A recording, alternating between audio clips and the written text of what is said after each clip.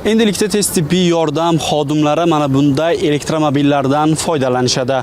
Gap shundaki, bugun tez tibbiy yordam markaziga 10 ta BYD rusumli yangi elektromobillar topshirildi.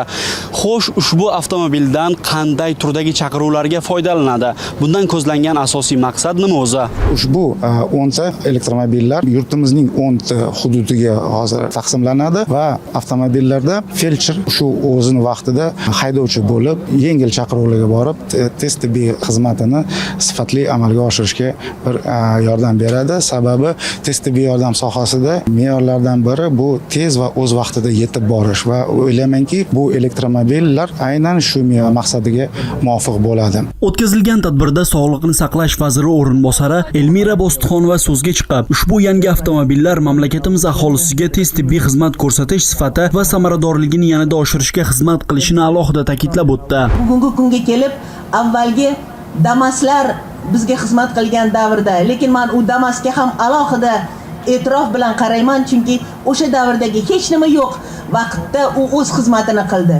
Bugun O'zbekiston fuqarolari ana shunday eng zamonaviy elektromobillar bilan, reanimobillar bilan xizmat qilishga munosib ekanligini bugun biz ko'rsatib beryapmiz. Bu avtoulovlarni faqat bemorlarni eng zo'r xalqaro miqyosdagi yordam ko'rsatishga xizmat qilishiga umid qilgan holda yana bir bor minnatdorchilik bildiraman. Rahmat. Ushbu elektromobillar hozircha 10 ta viloyatda test rejimida ishlaydi. Agarda u yaxshi natija beradigan bo'lsa, barcha viloyatlarda bunday avtoulovlarning soni ko'paytiriladi.